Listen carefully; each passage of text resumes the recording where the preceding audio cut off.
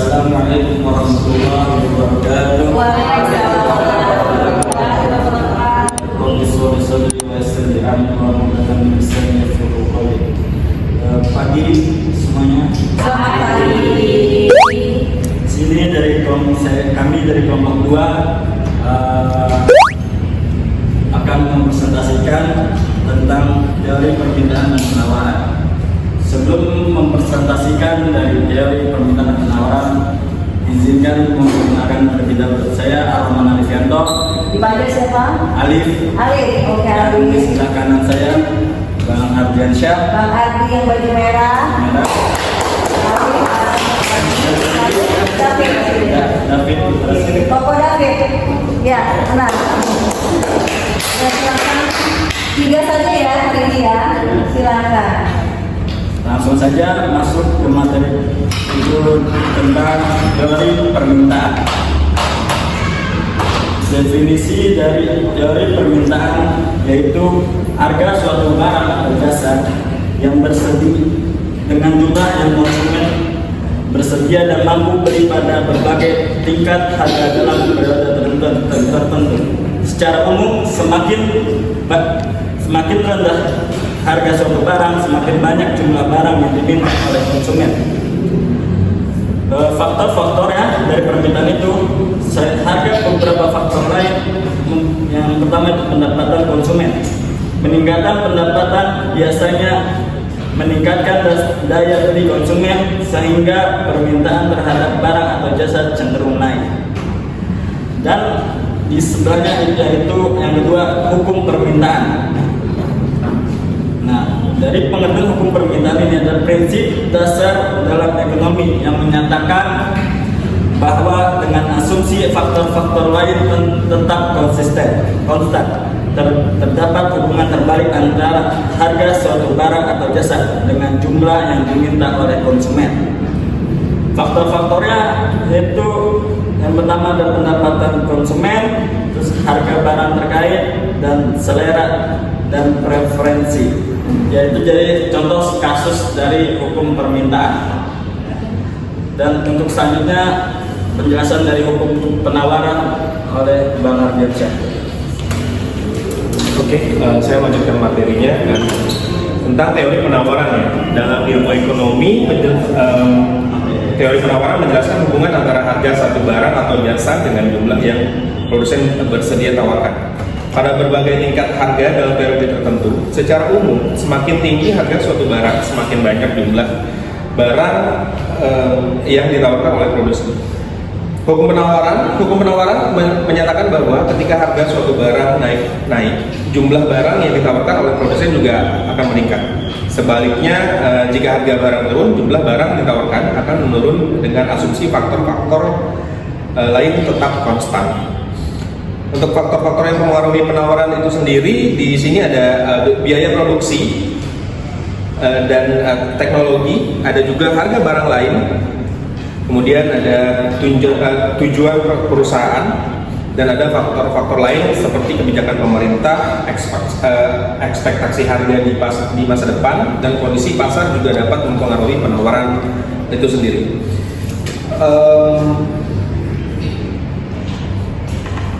Contoh kasusnya itu dari permintaan minyak sawit ya. Jadi di Indonesia tahun 2023 produksi minyak sawit Indonesia mencapai 51,3 juta ton, naik 9,44% dibandingkan tahun sebelumnya. Untuk selanjutnya dilanjutkan oleh Mas David. Di sini saya akan menjelaskan tentang elastisitas permintaan.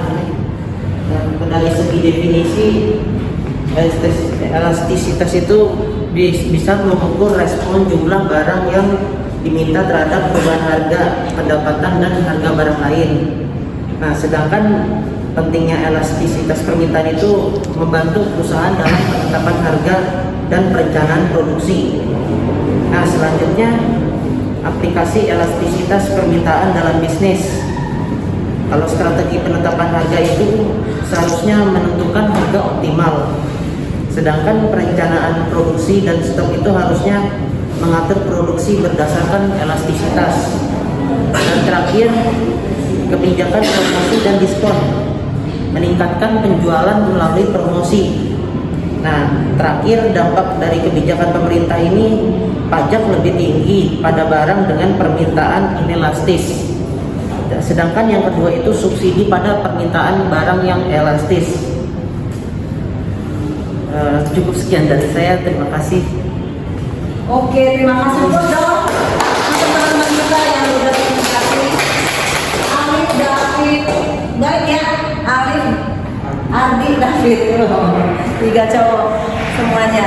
Hari ini teman-teman ketemu lagi, kita kuliah online ya, semoga bermanfaat. Hari ini kita bahas tentang permintaan dan penawaran. Benar ya? Permintaan sudah disampaikan oleh teman kita tadi. Permintaan adalah kemampuan konsumen untuk membeli atau memperoleh suatu barang atau jasa. Oke, kalau penawaran adalah kemampuan produsen untuk menawarkan atau menyediakan produk atau barang jasa dalam periode dan waktu tertentu. Benar ya? Ya. Sampai di sini definisi sudah bisa dipahami permintaan dan penawaran. Oh iya, ini adalah hal dalam ekonomi yang sangat dekat dengan lingkungan kita sehari-hari, benar nggak sih? Benar ya? Permintaan dan penawaran itu kita lakukan setiap hari, sadar nggak sadar? Benar, sadar dan tidak sadar. Kalau permintaan contohnya kok terlalu dekat ya, cuma kita mungkin belum mendalami teorinya, ya. Kalau aplikasi sehari-hari kita lakukan itu semua. Permintaan contohnya, Liv, kemarin kan ada bisnis apa Liv? Cilok, aci dicolok. Iya, itu perkembangannya sejak kapan sih Cilok? Udah berapa tahun ya? Belum, baru berjalan 5 bulan. Oh ini usahamu 5 bulan. Yang Cilok itu booming udah 4 tahun atau berapa? Sebelum Covid? Udah lama sih. Covid udah ada belum ya Cilok ya? Sudah. Oh udah ya? Sebelum Covid juga udah ada. 5 tahun berarti ya? Iya. Mas, tapi Cilok masih jadi makanan favorit ya? Cemilan favorit ya? Gak hilang tuh. Ya udah keren kamu memilih menu yang memang masih diminati oleh pasar. Nah itu Cilok tuh bisa jadi permintaan dan penawaran contoh. Kalau permintaan contohnya, Alif kan ada usaha Cilok nih ya teman-teman ya. Di gerai atau di mana Alif? Di lapak gitu. Di lapak, gerobak atau buka meja? Gerobak ya. Iya, gerobak juga mahal kan? Gerobaknya 3 jutaan ya harganya ya? Enggak sih. Enggak ya? Oh jangan. Mahal ya? Mahal yang tahu. Mungkin kamu beli dari orang kedua, mungkin gitu ya. Yang barunya sih mahal 3 juta. Modalnya berarti lumayan ya. Oke. Nah, Cilok permintaan nih contohnya permintaan Ibu sampaikan tadi, kalau permintaan kan kesiapan atau kemampuan produsen untuk membeli suatu barang dan jasa dalam periode waktu tertentu ya. Kemampuan si customer itu berarti apabila dia permintaan itu akan tinggi. Permintaan tadi apabila harga tinggi maka hukumnya terbalik ya, harga tinggi maka permintaan akan meningkat, turun. Oh iya, ibu ngetes. Coba pinter nih pada menyimak berarti. Berarti pada pinter. Kameramen dengar nggak tadi? Oh ya, ngangguk ya. Kameramen kalau teman-teman lihat ngangguk ya. Jadi mungkin permintaan itu berbalik kembali. Apabila harga tinggi maka permintaan pun turun. Benar ya? Panah ke atas maka permintaan turun. Panah ke bawah. Nah apabila permintaan atau harga ya, harga turun maka permintaan naik atau meningkat. Nah contohnya tadi kalau Ciloknya Alif tawarkan dengan harga yang di bawah atau ya di bawah sih, jangan harga umum ya. Kalau harga pasar ya banyak bersaing. Kalau si produsen memberikan harga di bawah harga pasar, maka permintaan akan naik. Iya, kan tadi harga turun maka permintaan akan naik. Seperti itu memang. Jadi ya seperti gula di semua, enggak? Kalau teman-teman lihat di pasar atau di mall atau di mana ya ada kerumunan ibu-ibu ya, maksudnya ya ciri-ciri itu kalau lihat kerumunan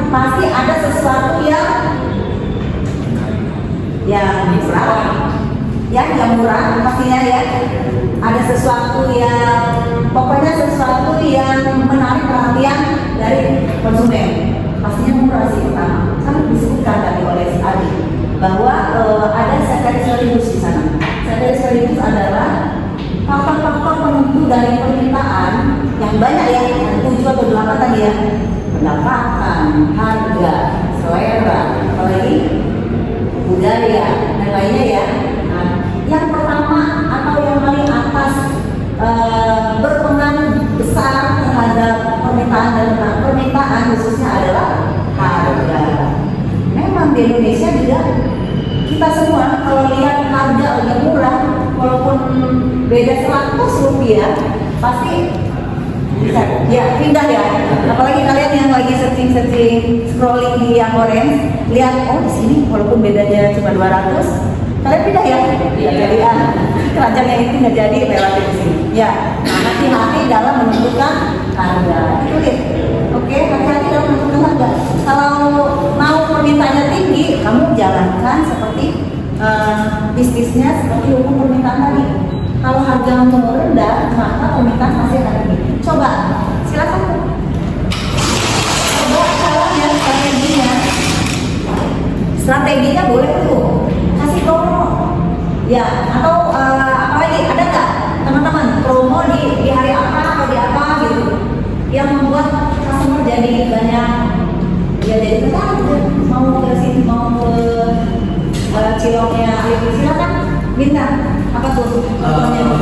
Dari saya mungkin yang pertama yang harus kita lakukan bisa analisa hasil penjualan di mana titik berat penjualan itu di hari misal kalau weekend itu kalau misal weekend penjualan pasar itu jauh, nah bisa ditambah lagi dengan pemberian harga promosi supaya makin Weekend ya? Ya. Weekend, ya, udah weekend aja nih. Mungkin di kalau misal industri masalah kayak fashion, kayak yang dekat-dekat ini tuh bisa Ya, kayak hari-hari ini ya. Apa namanya nih? Ramadan Iya, event-event tertentu deh hari besar ya. Ini kan lagi Ramadan.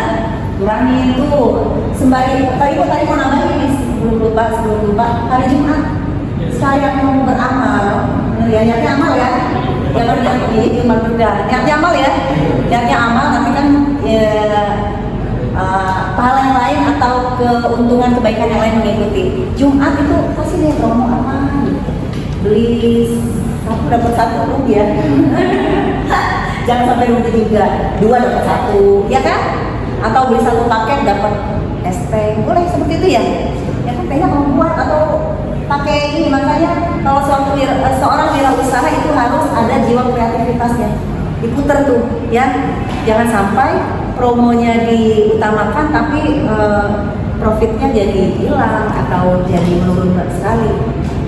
Masukan yang banget nggak bermanfaat ya ini ya satu tadi promosi lihat analisis situasi dulu lihat dulunya atau ramenya di mana nih benar sih event-event tertentu hari-hari besar weekend lalu yang tadi hari Jumat ya Jumat berkah. Oke sampai sini ada yang mau bertanya nggak? Ada yang mau bertanya nggak? Ada yang mau bertanya? Atau ada contoh lain kalau nggak ada yang mau bertanya contoh yang penawaran boleh jadi mau apa tuh yang tadi silakan jelaskan dikit deh. Kalau tadi saya menggunakan tentang minyak ya, penawaran lain itu mungkin nyambung ke clothing aja. Iya. Di momen-momen tertentu kan clothing gila ya di permintaannya ya. Kayak kalau di pertengahan bulan mungkin kayak di awal di Februari Maret tuh permintaannya mungkin nggak terlalu bagus ya, tapi begitu udah mendekati Lebaran tuh permintaan dari segini sih sebenarnya dari clothing, food and beverage and jasa juga banyak sekali permintaannya itu sangat naik permintaannya. Kesempatan ya. Jadi itu kayak momen balik ke momennya sih yang harus diperhatikan. Sama kayak saya kasih contoh gini deh. Saya ada usaha di event, konser, pameran atau apapun yang sifatnya saya jual minuman. misalkan di 4 hari, Kamis, Jumat, Sabtu, Minggu, yaitu dengan momen 4 hari itu, gimana caranya kita bisa menyesuaikan stok barang, tenaga kerja, di mana saat Kamis Jumat itu biasanya nggak terlalu. Misalkan Kamis Jumat kita siapin di angka 200 porsi gitu. Kamis Jumat. Sabtu Minggu 200 porsi itu akan salah. Sabtu Minggu kita naikin 2 kali lipat, 400 porsi. Sabtu Minggu. Iya, stoknya. Karena balik lagi itu momennya cuma 4 hari dan Sabtu Minggu biasanya orang lebih permintaannya akan lebih banyak. Gitu sih. Oke, pause dong. Berarti ini sama yang kita lagi ya. Lihat analisis situasi dulu. Analisis situasi, semua dianalisis situasi. Supaya nggak salah strategi. Iya, benar ya. Oke teman-teman, kita tutup nih. Sepertinya habis ya waktunya. Dulu. 5 menit lagi. Ada yang mau nambahkan? Fit, ayo Kom, apa yang mau nambahin? Oh? Oh, nggak ada. Nggak ada katanya. Ada yang dari depan, ada yang dari belakang. Kalau kita lihat di sini, ada tambahan? Belum ada. Cukup ya, bisa dipahami hari ini ya. Oke, terima kasih teman-teman. Semoga kuliah kita hari ini bermanfaat. Ada yang mau pantun nggak? Bubur ikan lele, selamat bertemu minggu depan Le, dan selamat hari raya. Mohon maaf lahir batin semuanya, ini hari terakhir kita kuliah di bulan Ramadan. Walaupun pantun ibu nggak nyambung, ya sambung-sambungin aja ya. Oke, ada lagi ya yang untuk pantun ibu? Malu-malu ibu, bubur ikan lele. Oke, nggak ada, mereka belum siap pantun. Terima kasih semuanya, selamat berhari raya Idul Fitri. Mohon maaf lahir batin. Wassalamualaikum warahmatullahi wabarakatuh.